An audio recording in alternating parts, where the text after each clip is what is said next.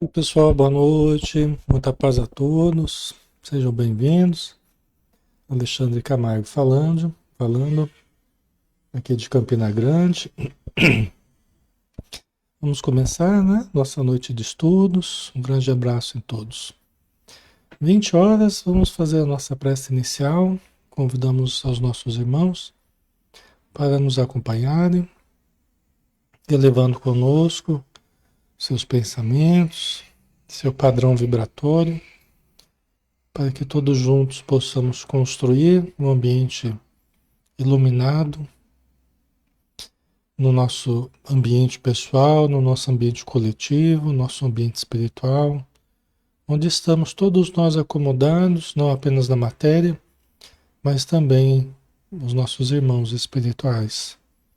Que recaiam sobre eles as tuas bênçãos, Senhor Jesus, para que se recuperem prontamente, para que se adaptem à nova vida, à vida espiritual, e possam então trabalhar na seara do bem, na seara do amor e da paz. Abençoa, Senhor, todos os nomes que estão inscritos na área de texto e abençoa todos aqueles que estão nos nossos pensamentos, constituindo motivos de preocupação, de expectativa por algum problema, por alguma doença, por alguma dificuldade emocional, que todos sejam visitados pelos amigos espirituais e possam receber deste grupo as nossas irradiações, as nossas melhores energias. Quanto ao estudo, Senhor, pedimos à espiritualidade que nos intua, que nos inspire, que possa nos ajudar no discernimento do texto, no trabalho de André Luiz, para que todos tenhamos o aproveitamento necessário para as nossas existências, para o nosso dia a dia. Obrigado por tudo, permaneça conosco e que nós possamos permanecer contigo, Senhor, agora e sempre, assim seja. Muito bem, pessoal, boa noite a todos, que Jesus nos abençoe, nos dê muita paz, muito discernimento, né? Nós estamos aqui todas as noites, às 20 horas, de segunda, terça, quinta e sexta, tá?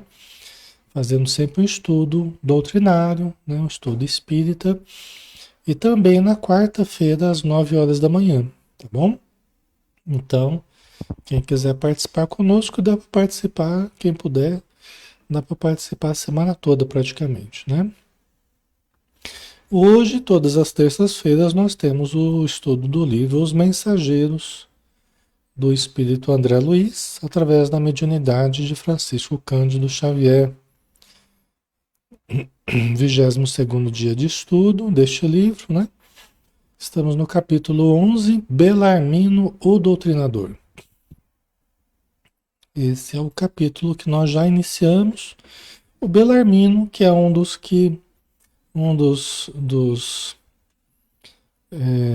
habitantes de nosso lar, que está também fazendo um curso ali, no mesmo ambiente que o André Luiz está fazendo, e o Vicente também.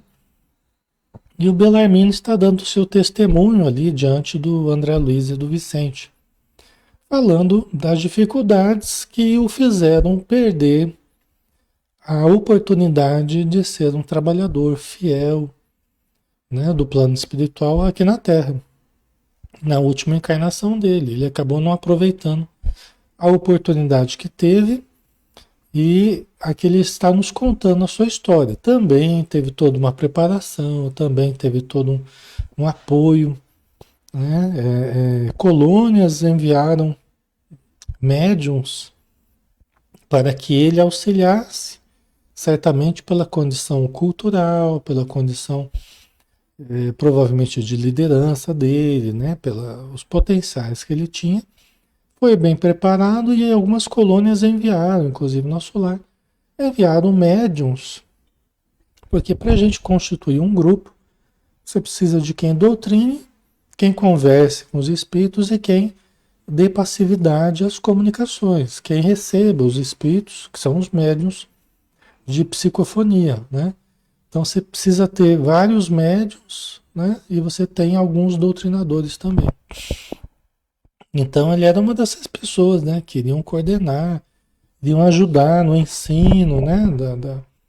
Da doutrina espírita, amparando os médiuns que viessem a chegar até ele, né? Na casa espírita.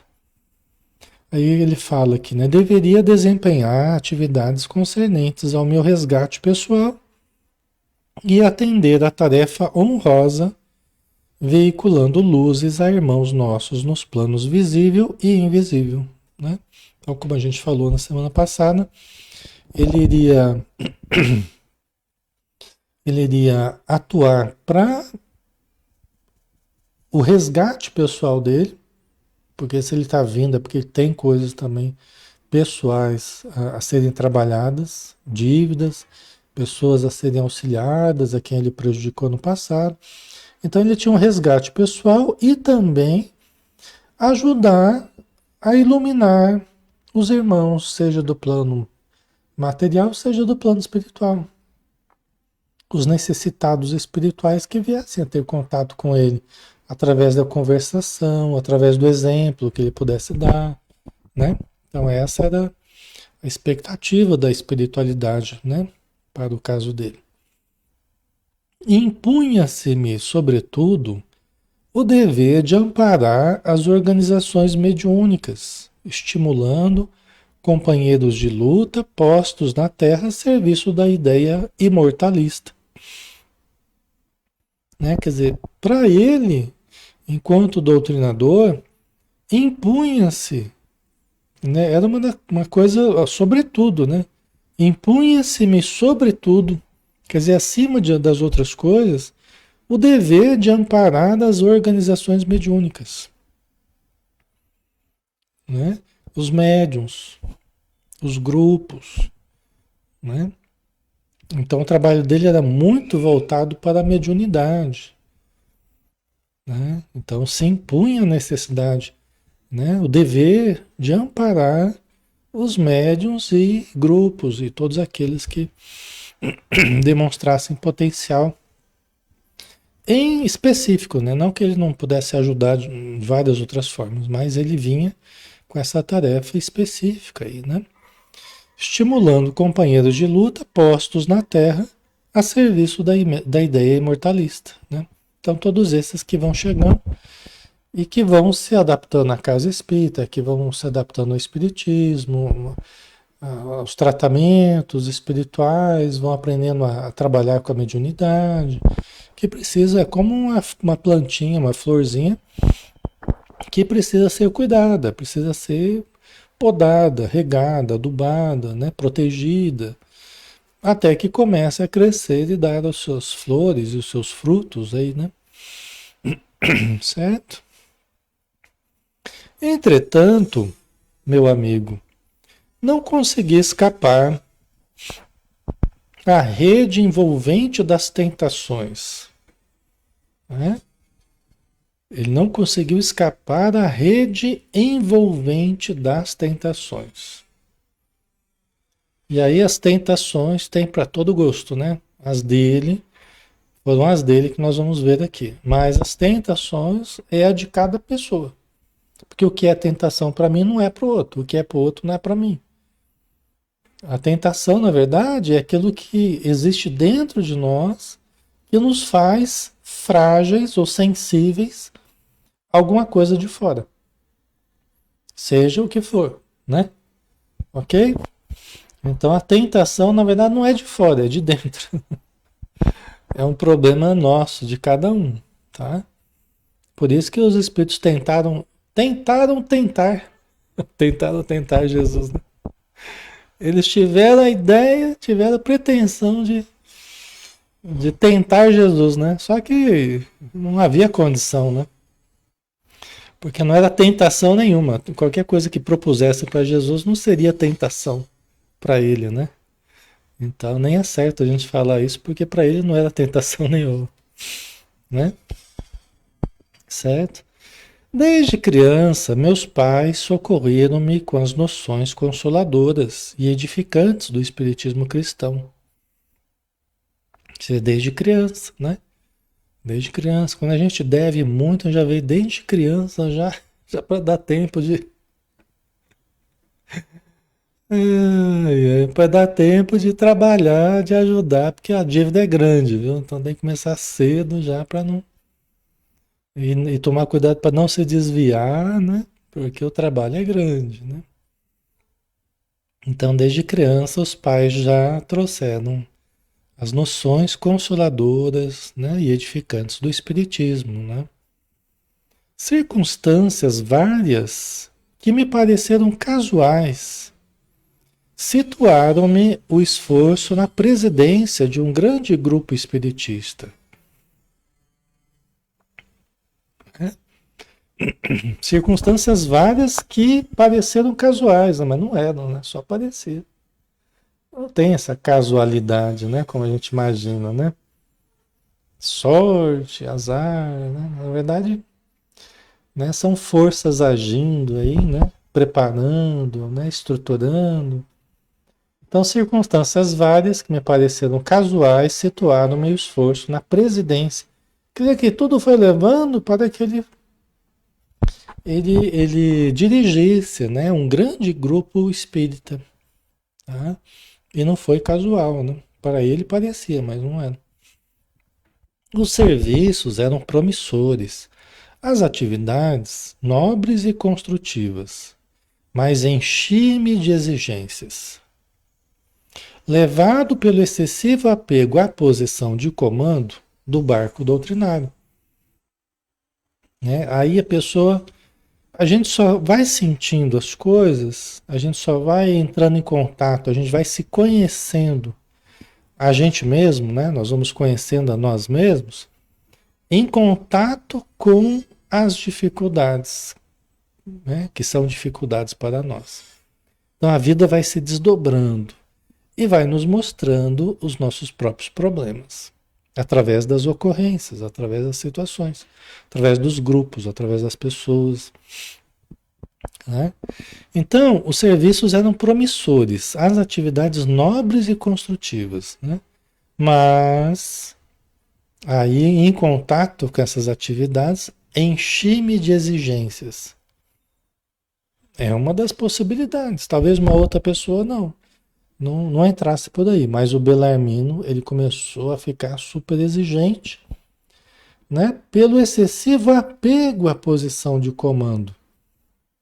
Né? O pessoal fala, quer conhecer alguém, dá poder da pessoa, né? Não é assim que fala, né? Quer conhecer alguém, dá poder a ela. Por quê?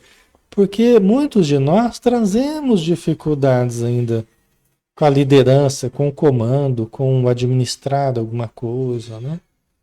Podemos ter errado muito já em outros momentos, né? Estamos tentando ainda. Por vezes a vida nos dá essa oportunidade, né? E nós temos que aprender a administrar bem, né? Os grupos e as atividades, né? Doutrinárias, espíritas ou qualquer outra coisa, né? Mas ele, diante do poder, diante do comando, né? Da instituição, ele começou a ficar muito exigente. Então, é uma das coisas que pode ocorrer, né? Então, vamos lá. 8 médiums. Vamos ver qual eram as exigências dele, né? Porque depende, né? Tem pessoa que depende organização, limpeza, outra coisa, a pessoa é muito, embora tenha que haver tudo isso, mas às vezes as pessoas exageram, né? Outros já vão para o outro lado, o lado doutrinário, às vezes uma exigência descabida no campo doutrinário, ou em qualquer outro campo, né? Então depende muito das características da pessoa, né? Então aqui, 8 médiuns extremamente dedicados ao esforço evangélico ofereciam-me colaboração ativa. Então havia 8 médiuns, né? Dedicados ou extremamente dedicados ao esforço evangélico. Não eram pessoas, né, que não estavam trabalhando bem, eram extremamente dedicados, né? Ofereciam-me colaboração ativa. Estavam ali, de boa vontade, né?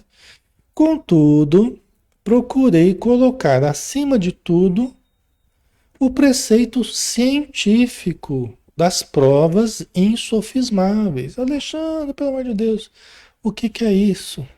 O preceito científico das provas insofismáveis. Isso é português? Né? Nos livros do André Luiz a gente encontra umas palavras que a gente não usa de vez em quando, assim, né? Que a gente não usa com muita frequência, né? Mas o que ele está querendo dizer é que o próprio Bellarmino aqui, né? Ele colocou acima de tudo, né? O conceito, o preceito científico, a investigação científica, a análise racional, né? A análise das comprovações, das provas insofismáveis. O que é isso, insofismável? Né? Que são inquestionáveis. Insofismáveis vem de sofisma, lá da Grécia Antiga, né? Os sofistas, né? O Sócrates estava sempre em debate contra os sofistas, né? Os sofistas, para eles, não tinha verdade, né? Eles só queriam ganhar as discussões. As técnicas dos sofistas era ganhar as discussões, né? O objetivo era esse. E Sócrates, o filósofo, né? Ele estava sempre em busca da verdade, mas ele achava que a verdade estava dentro de cada pessoa, então ele multiplicava as questões que as pessoas traziam, devolvia em forma de questão, para que as pessoas encontrassem a verdade que estava dentro delas, ok? No caso aqui, provas insofismáveis são aquelas que inquestionáveis, que não tem como refutar, não tem como refutar, né? Então ele colocava acima de tudo buscar nas evidências as provas que não tivesse dúvida. Gente, em termos de mediunidade, é muito difícil isso. Em termos de mediunidade, é muito difícil. Não somos todos nós que temos uma mediunidade de um Chico Xavier, de um Divaldo Pereira Franco. Não é a realidade nossa, do povão espírita, né? Da população espírita espalhada do mundo afora aí, não é a realidade, né? A maioria de nós não percebe com tanta clareza, de forma tão cristalina as informações. Eu tenho falado isso para vocês, né? Nem é justo exigir dos médiuns identidade dos espíritos, características, dados de parentes, informações, né? Que demonstra que aquela pessoa é aquela mesma lá que morreu na cidade tal. Não dá, pessoal, entendeu? Não é compatível com o trabalho de caridade. Não é compatível com o trabalho de auxílio, de pronto-socorro de uma reunião mediúnica. Não tem jeito. Embora a gente tenha citado Chico, Divaldo e tal, mas eles também foram questionados muitas e muitas vezes. Eu já conversei com pessoa que não aceitou a mensagem do Chico, porque não tinha, na mensagem o Espírito não tinha citado ele, entendeu? Então, para aquela pessoa, aquela mensagem não era válida. Por quê? Porque não tinha falado, ó, se fosse mesmo falando de tal, teria citado o meu nome, né? E a pessoa não citou o meu nome, pô, né? Então, isso seria né, para ele, seria uma prova insofismável, né? Então não dá, né? Não dá para a gente descartar mensagens nem psicográficas, nem psicofônicas, por causa de determinados detalhes, né? Que seria um excesso de exigência, né? De doutrinadores e de todos nós, né? Se fôssemos o objeto da mensagem. Então não dá, né? Tá, pessoal? Por isso que Acima de tudo tem que estar o amor, a compreensão, a caridade.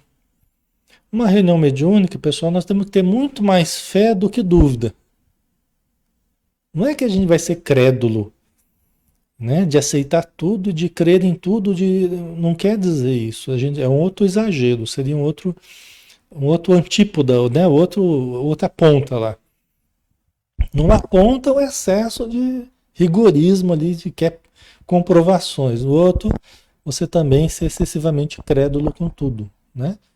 Há um grande espaço no meio aí, o caminho do meio, do equilíbrio, do discernimento, do bom senso. Certo, pessoal? Mas é preciso muito mais segurança nossa, de quem dirige, né, de quem doutrina, até para dar segurança aos médiuns, para que eles se sintam seguros, até para que eles possam trabalhar. Porque se eles já se sentirem tão inseguros, né, tanta dúvida em cima deles, ele já nem começa a trabalhar, porque eu vou dar comunicação aqui, eu mesmo não estou muito convicto se é meu, se é o espírito, né? Porque é normal os médiuns ficarem na dúvida, né? E aí o pessoal é muito exigente, o doutrinador é muito exigente, vixe Maria, eu vou ficar quieto aqui, né? Essa seria a tendência, né? Diante de um ambiente muito exigente. Então a gente tem que ter muito mais segurança, passar segurança aos médios, confiança, né? Trava, né, Lia? Trava. Os médiuns são muito delicados. Os espíritos falam em aparelhos mediúnicos, né? Os médiuns é um aparelho mediúnico muito delicado, né? Coisas emocionais, processos, conflitos, já dúvidas, já o aparelho já começa a funcionar meio mal, meio esquisito, entendeu? Por isso que a gente tem que, né, ir com cuidado, com carinho, dando confiança, né? Porque senão complica, tá? O ambiente, né, da mediunidade, a reunião mediúnica, o contato com o invisível, ó, já está dizendo, o invisível, né? Quer dizer, normalmente a gente já vai meio tateando no escuro já, né?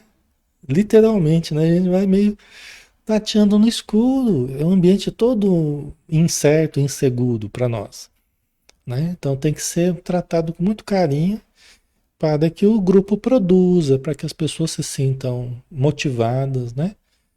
É, a se exporem, porque é uma exposição, é dar um primeiro passo, né? Então, certo? Então aqui no caso ele já, mesmo diante de pessoas bem intencionadas, pessoas dedicadas, esforçadas e tal, mas ele começou a colocar as exigências das provas científicas. Ixi, aí complica. Cerrei os olhos, disse ele aqui, né? Cerrei os olhos, fechei os olhos à lei do merecimento individual.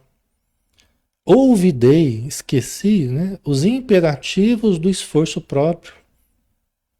E envaidecido com os meus conhecimentos do assunto, né? Porque aí a pessoa lê lá um monte de livros científicos sobre mediunidade, não sei o quê. E na prática exige mais do que técnica, né? Exige sensibilidade, exige, né, compreensão, né? Então é mais do que técnica. Como eu já disse, às vezes a pessoa faz um curso para desenvolvimento da mediunidade, faz lá o curso, toda a teoria. Na prática é que nós vamos ver o aproveitamento mesmo, né? Na teoria, na prática é outra, né? Ali na prática que a gente vai ver de fato, né? Como que a pessoa vai se portar, né? Tanto a questão moral, humildade, né? Boa vontade, vontade de trabalhar, vontade de amar. Ou ela vai ficar só muitas vezes na teoria, só questionando todo mundo, só duvidando de todo mundo, né? Não se mostrando às vezes um trabalhador de boa vontade, né? Então, só a teoria não é o que resolve, não, tá?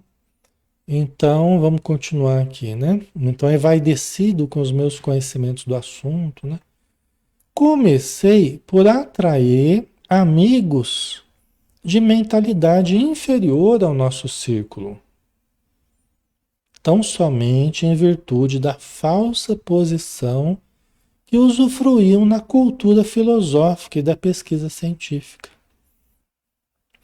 Então, olha que coisa, ele começou a atrair dali para o grupo amigos que talvez não devessem estar ali no grupo.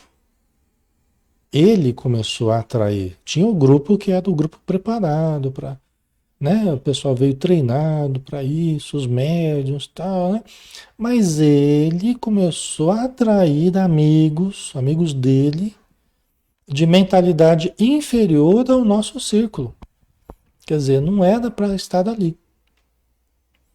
Amigos, amigos de conversa, né? De grupos, outros grupos que ele participasse, amigos da sociedade, né? Que tão somente em virtude da falsa posição, né? Que é o detalhe aqui, né? Tá nas palavrinhas, né? Da falsa posição que usufruíam na cultura filosófica e da pesquisa científica.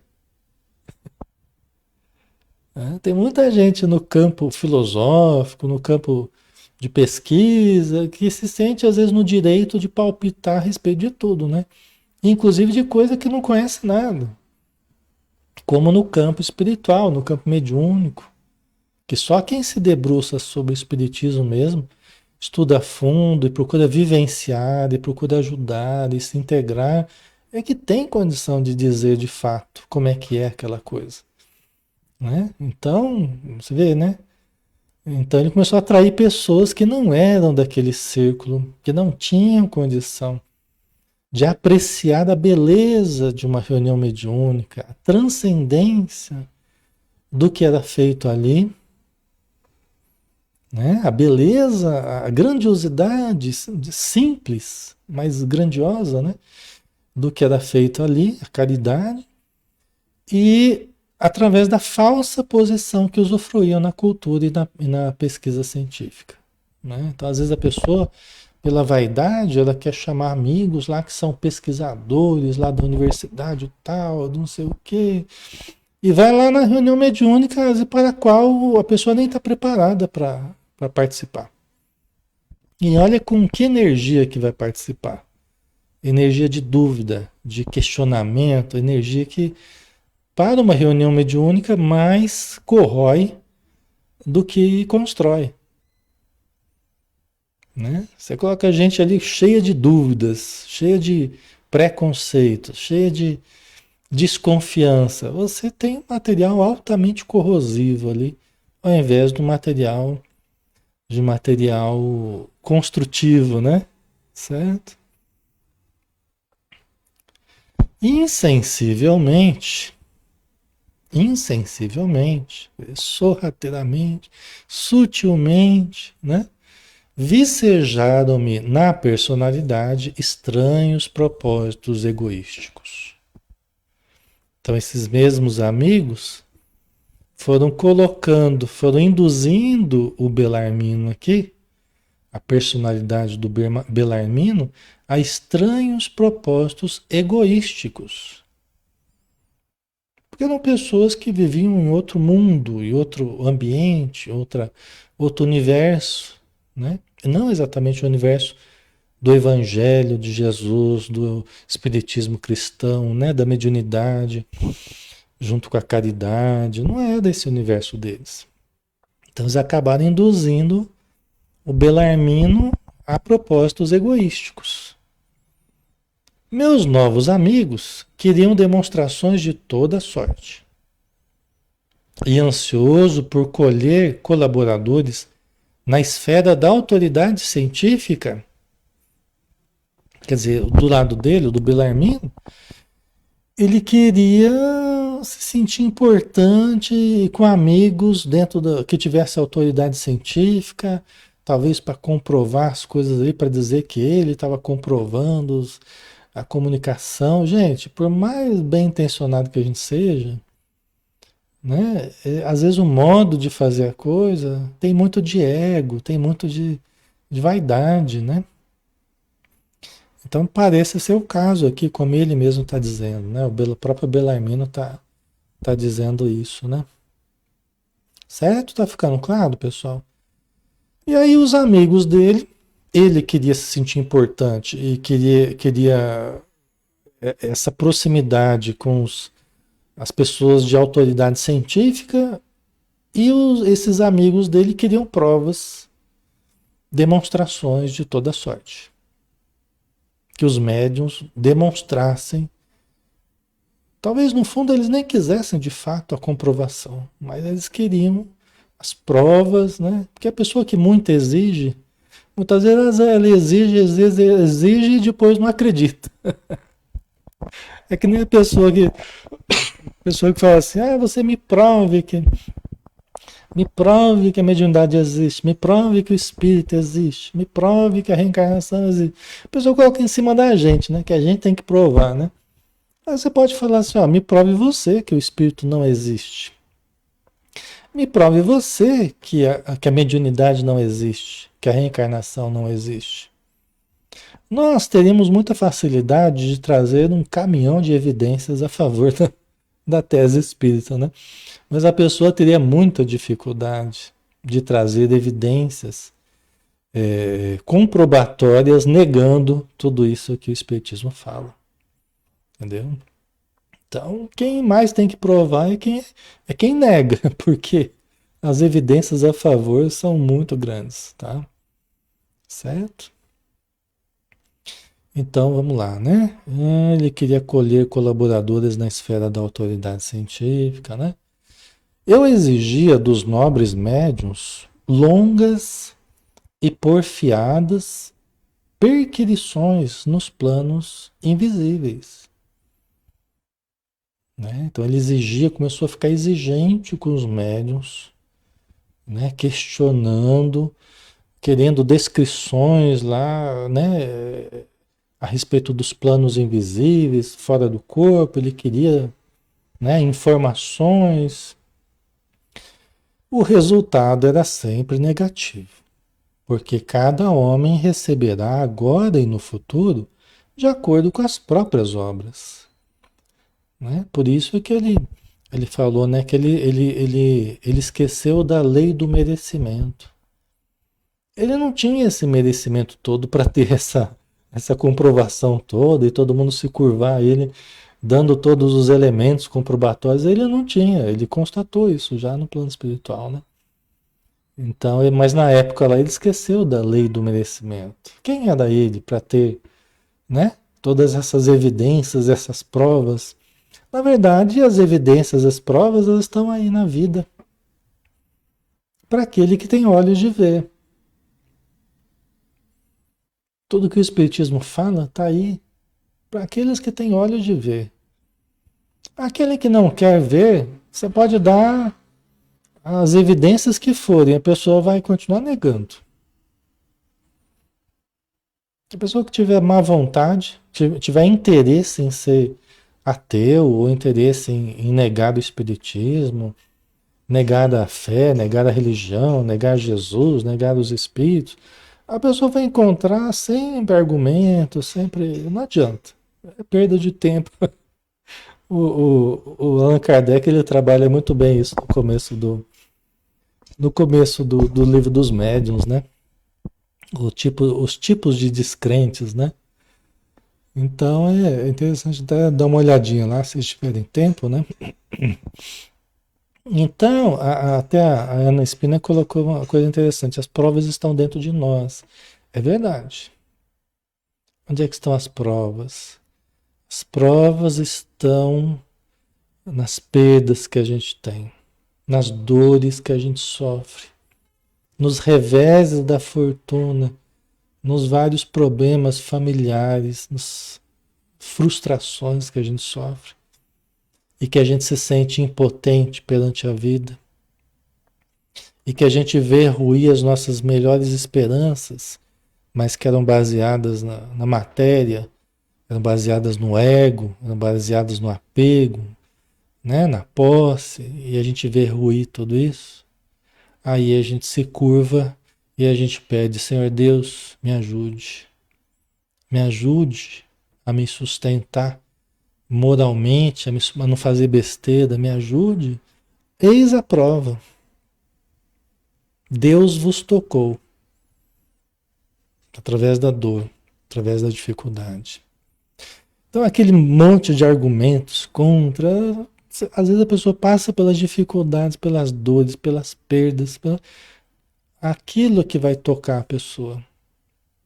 Quantos livros aí já foram escritos por pesquisadores, né, por cientistas que negavam, que eram técnicos, tecnicistas, mas até que aconteceu lá com eles, lá, de perderem um parente, de perder, né, alguma situação importante para eles, eis a prova. É quando a gente se abre às evidências que as evidências se mostram com toda a sua força para nós, né?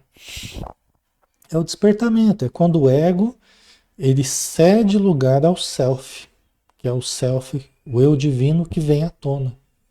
É justamente nesses grandes momentos, que é quando a pessoa acha que está perdendo tudo, né? Ela acha que ela está perdendo tudo, porque ela dava importância a tudo aquilo que na verdade não era o mais importante, né? E aí quando ela acha que ela não tem mais nada, então ela se vê despojada dos atributos do ego, aí que ela encontra tudo, que aí ela encontra a presença divina dentro dela. Aí que começa a mudança do sentido existencial, aí que encontra realmente o sentido existencial, né? Tá, pessoal? Então, né? O resultado era sempre negativo. Ele tentava forçar os médiuns lá, exigir dos médiuns as provas insofismáveis, as descrições do plano espiritual, né? Mas o resultado era negativo, porque esse não era o objetivo do trabalho. O objetivo do trabalho era o socorro, era o consolo, né? Não era satisfazer as vaidades de pessoas que certamente não estavam preparadas para serem satisfeitas, vamos dizer assim, né? Isso me irritava, disse aqui o Belarmino, isso me irritava, porque os resultados eram negativos, né?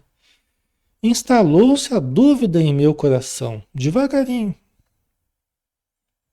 Ele começou a duvidar, né? Quer dizer, de posição de exigente, excessivo, ele começou a duvidar daquilo que ele estava fazendo, daquilo que os médiuns estavam fazendo, da veracidade. Quem muito exige é quem no fundo duvida muito. E a fé, a confiança, a certeza é conquista de cada um. Sair da dúvida, adentrar o campo das certezas e não das dúvidas, né? E você adentrar o campo da segurança e não da insegurança, é conquista de cada um. Ninguém vai poder fazer por mim. E não adianta eu exigir de alguém para eu ter aquela segurança. Isso eu é que vou ter que conquistar. Mas Alexandre, mas como que eu vou conquistar essa segurança? Eu vou conquistar estudando, eu vou conquistar trabalhando, eu vou conquistar observando, eu vou conquistar discernindo, né? É uma conquista minha, a minha fé é conquista minha. A minha segurança no auxílio dos espíritos, a minha confiança em Deus, na espiritualidade é conquista minha. E é conquista de cada um de vocês. Ninguém vai poder colocar em cima de vocês isso. É vocês que vão ter que trabalhar para desenvolver isso em vocês. Não vai cair do céu sobre nós. Não é, pessoal? Ok? Faz sentido? Né? Ok? Por isso que a pessoa que pede muitas provas, mas é você que vai ter que ir atrás, meu filho. Você não vai pegar coisa de mão beijada. Você acha que eu peguei a coisa de mão beijada? Peguei não. Ó, tive que suar muito tempo aí debruçado sobre os livros, trabalhando as reuniões mediúnicas, tentando entender, atendendo as pessoas. Aí a pessoa quer que você prove para ela tudo, né? Ah, não é? Mas isso não tem condição, né? É muito pessoal, tá, pessoal? Então, perdi a serenidade do outro tempo. Comecei a ver nos médiuns que se retraíam aos meus caprichos companheiros de má vontade e má fé. Aí ele inverteu a coisa. Aí quem estava de má vontade eram os outros, né? Quem estava de má fé eram os médiuns. Mas na verdade a atitude equivocada partia dele e dos amigos dele, que queriam essas provas irrefutáveis, insofismáveis, mas eu não tinha condição. O trabalho não era esse. Aí não deu certo. E aí ele foi se irritando e foi descrendo, né? Achando que os médiuns não estavam ajudando. Os médiuns não estão colaborando, né? Os médiuns não estão colaborando. E é ruim, né? Porque o vínculo dele com o grupo, com os médiuns, vai adoecendo. Né? Então, um vínculo de admiração, de respeito, de confiança mútua, né? De fraternidade, de auxílio, começa a deteriorar. Então, o vínculo com o grupo e com as pessoas começa a piorar. Isso é muito ruim quando acontece, né? Porque ele veio ali, foi colocado estrategicamente ali para orientar aquelas pessoas, para amparar no trabalho delas, né? Olha a diferença, para instruí-las de uma forma correta, né?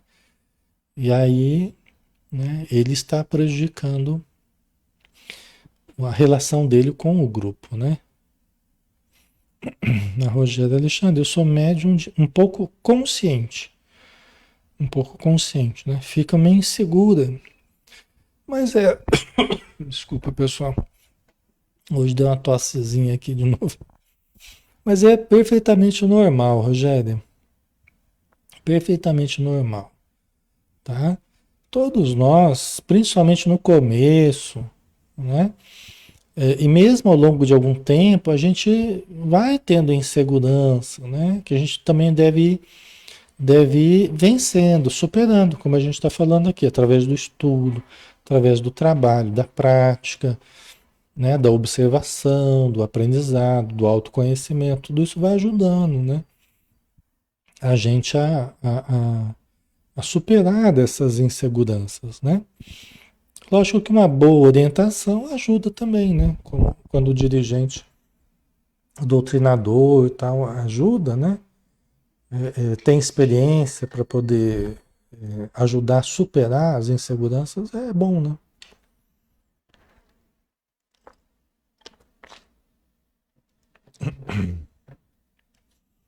Certo? Ok. Então vamos lá, né? A gente só precisa lembrar, pessoal, né? Só para fechar assim, esse parênteses aí. A gente precisa lembrar que nós somos médiums. é, Quando nós tenhamos a mediunidade um pouco mais aflorada, né? Que a gente pode se dizer realmente médium, né? Que a gente percebe que está se evidenciando uma faculdade mediúnica, né? Mas os fenômenos são sempre medianímicos. Medianímicos. Isso quer dizer o quê? Medianímico quer dizer que parte é mediúnico e parte é anímico. Isso quer dizer o quê ainda, né? Que parte do que nós damos de comunicação, parte procede do espírito que está falando por nosso intermédio. E parte procede de nós mesmos. Então, quer dizer o quê? Que as nossas comunicações, elas não são puras, puras, puras. totalmente puras, comunicações dos espíritos. Quer dizer que sempre haverá também algo nosso nas comunicações. E isso não desqualifica as comunicações. Lógico que tem que haver um pouco menos nosso e mais do espírito, né? É um ajuste que a gente tem que ir fazendo, né? Tem que ter mais do espírito e menos nosso, né? Afinal de contas, a mensagem é do espírito. Mas como passa por nós, passa pela nossa mente, passa pelo nosso emocional, então vai uma coloração mental nossa, uma coloração emocional nossa. Por isso que é importante que a gente se conheça, até para que durante a comunicação a gente saiba também discernir, né, de uma forma um pouco mais refinada, separar o eu do outro, né? A gente saber separar o que é do espírito e o que é meu, tá? Mas o resultado final vai ser uma mistura dos dois, tá? Ok? Então a gente não precisa ficar muito inseguro, fala, mas não sei, acho que é meu. Não, mas ó, confia, se entrega ao trabalho. É para ajudar? Você está percebendo alguém que está necessitando de ajuda? Dê passividade, dê comunicação, né? Mas parecia que tinha algumas palavras que são palavras que eu uso no dia a dia, mas lógico, o espírito vai usar o material que ele encontra em você. Esse é o fator anímico, né? Certos termos que você usa, é normal, entendeu? Então isso não desqualifica a comunicação, tá? Ok? Então vamos lá, né? Ele achou que os médiuns estavam de má vontade, má fé, então prosseguiam nossas reuniões, mas da dúvida passei a descrença destruidora. Você vê? Ele deixou que o germenzinho da desconfiança, da dúvida, ele não podia fazer isso. Na posição que ele estava, preparado como veio do plano espiritual, né? Ele era para ser sustentação daquele grupo, daquelas pessoas, de várias pessoas que viriam.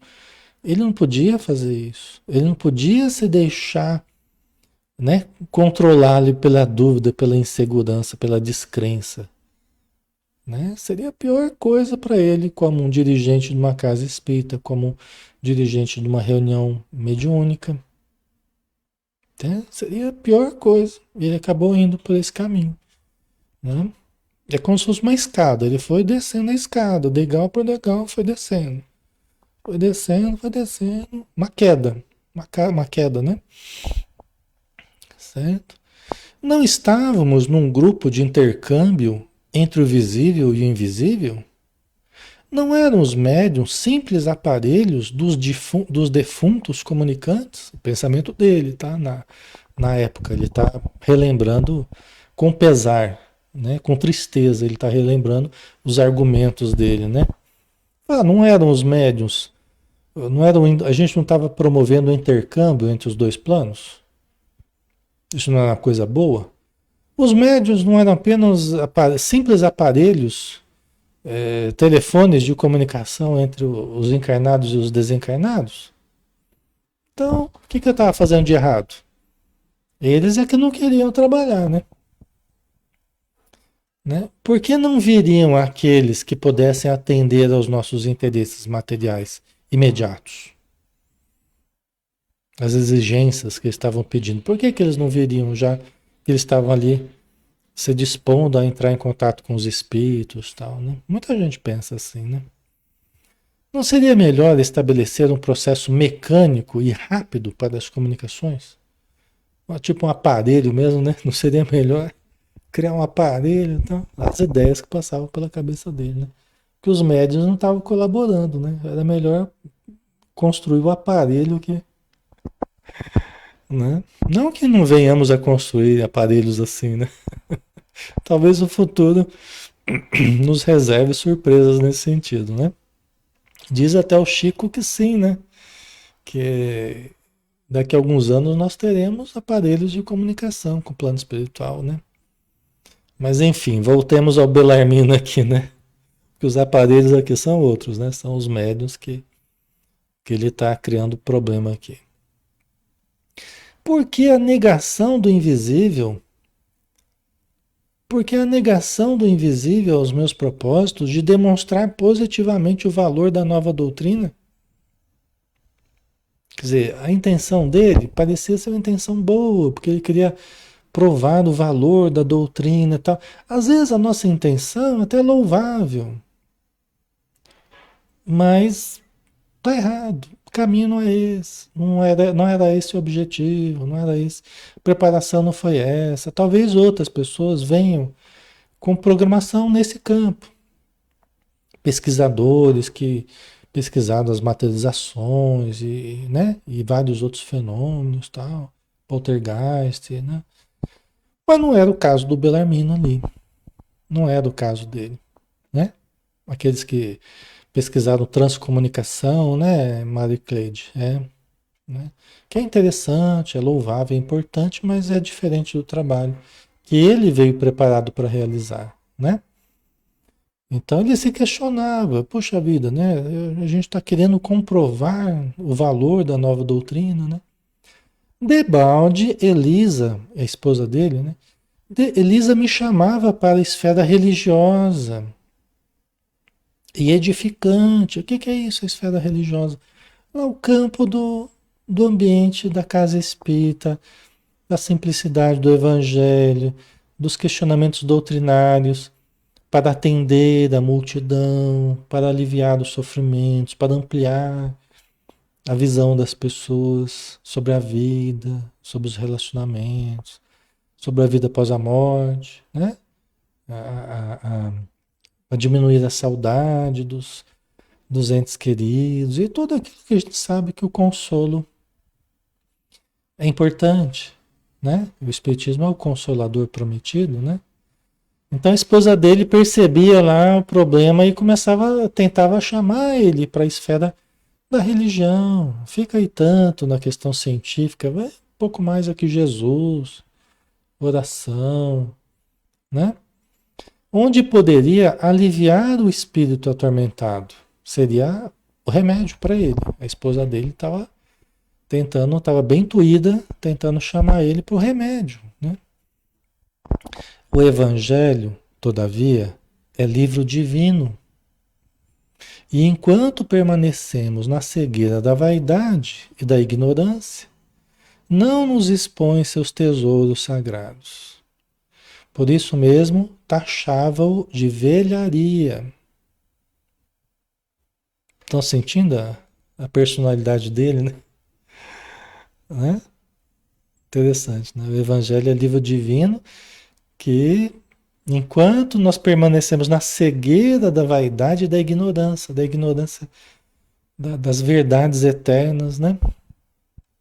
Ele não nos expõe seus tesouros sagrados.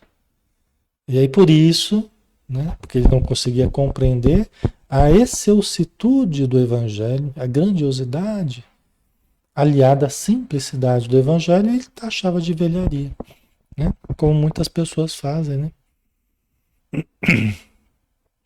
E de desastre em desastre, né? Tá descendo a escada lá, né? Antes que me firmasse na missão de ensinar, os amigos brilhantes do campo de cogitações inferiores da Terra arrastaram-me ao negativismo completo. Ele abriu brecha, ele atraiu pessoas que não tinham condição de entender a tarefa dele, a tarefa do centro, a tarefa mediúnica da casa, né? Então, antes que ele se firmasse na missão de ensinar, ou seja, foi um processo precoce, foi, né? Foi um processo precoce, ele nem estava consolidado, certamente um tanto inexperiente nessa encarnação ainda, ele se deixou arrastar. É como uma plantinha que nem cresceu direito, nem começou a dar fruto direito, já está sendo prejudicado ali, né? É o que aconteceu com ele.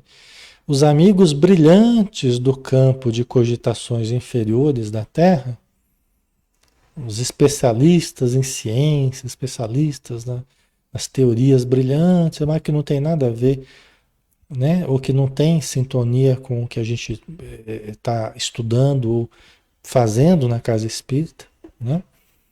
Arrastaram ele ao negativismo completo. Já pensou? Que perda, né? Que desperdício, né?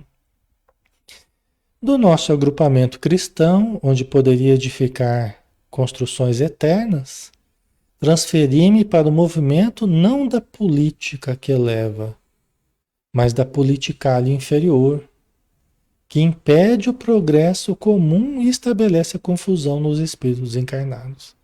Nos espíritos encarnados. Né?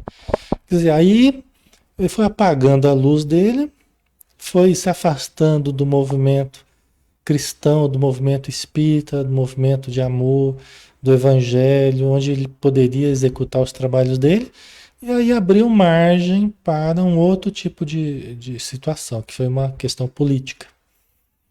Mas aí ele se envolveu com a politicália inferior, não com a política que eleva, né? Que promove as pessoas e melhora, né? As condições de fato. Mas não, ele foi para o lado negativo da política, né?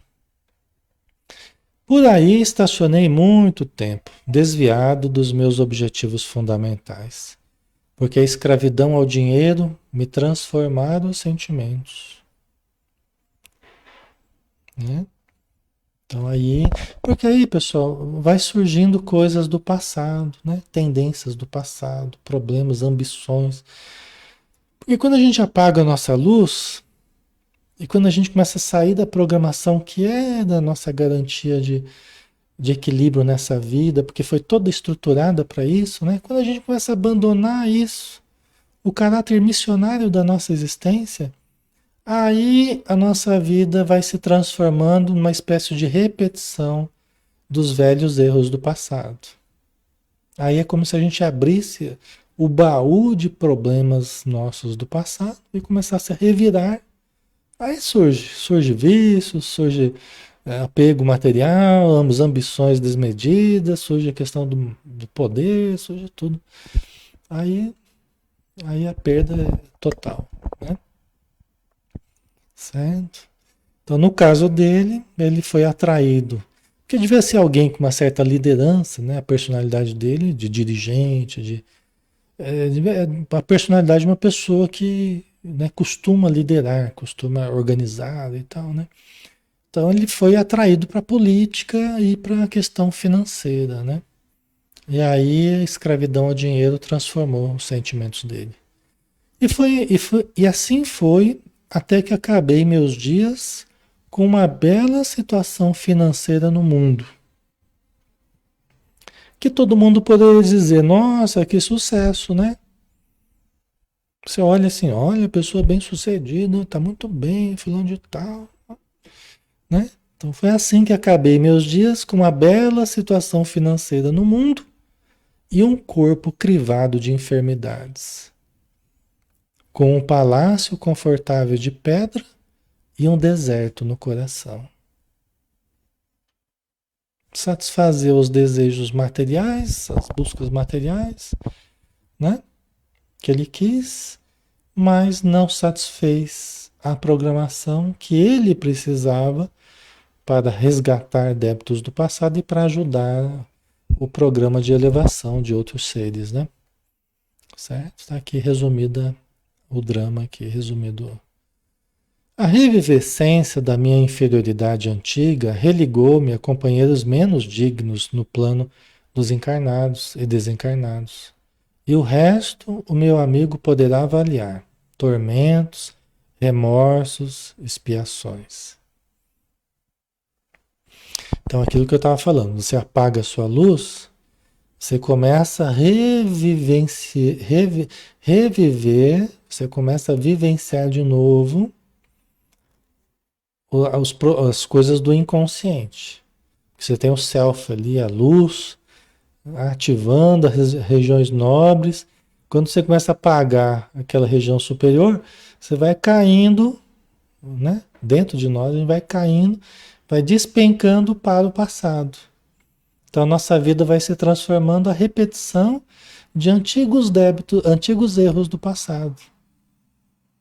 Então, a gente começa a perder mesmo, a vida vai ficando inferior em termos de qualidade, de vibração, de atitude, de sentimento, né? De hábitos, né?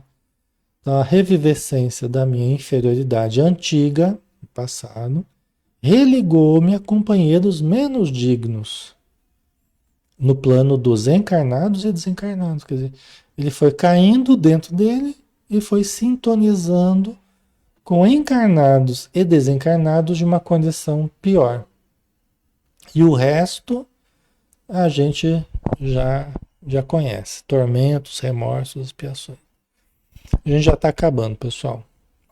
Concluindo, asseverou, mas como não ser assim? Como aprender sem a escola, sem retomar o bem e corrigir o mal? Sim, Belarmino, disse abraçando, você tem razão. Tenho a certeza de que não vim tão só ao centro de mensageiros, mas também ao centro de grandes lições, disse o André Luiz.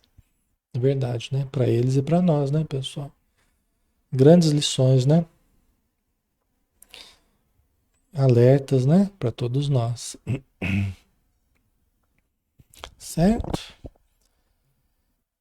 Então vamos lá, continuemos firmes no nosso estudo, firmes no nosso propósito, né? De melhoria, de seguirmos o nosso trabalho, de fazermos o bem, de buscarmos, acima de tudo, a compreensão, o perdão, a caridade, o auxílio mútuo, o entendimento fraterno, né? O exercício sereno da mediunidade, se nós tivermos essa possibilidade, né?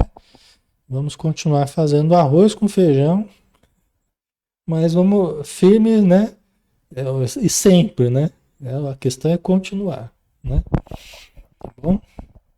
Então vamos finalizar, vamos fazer a prece, né? Agradecendo novamente as bênçãos que estamos recebendo, porque vertem do alto essas energias salutares que caem sobre nós como flores perfumadas e radiantes, a se dissolverem sobre os nossos corpos, a se dissolverem sobre o nosso perispírito, sobre o nosso corpo físico e se transformarem em estímulos positivos, induzindo-nos a confiança, a fé, a esperança, a bondade, a fraternidade, todos os sentimentos bons, todos os potenciais superiores são estimulados nesse momento. E que nós possamos, Senhor, manter o mesmo clima vibratório, manter a mesma sintonia com o alto, nas horas subsequentes, nos dias próximos, e a cada dia nos tornando mais fortalecidos, tendo mais vivas as tuas palavras, mais cristalinos os ensinos dos nossos amigos espirituais, mostrando-nos o norte, a direção para a qual devemos rumar, a luz radiante do futuro que nos aguarda. Muito obrigado por tudo, que assim seja, Senhor. Muito bem, então finalizamos. Obrigado pela presença, pela participação, pelo carinho de vocês, tá? Um grande abraço, pessoal. Um bom descanso.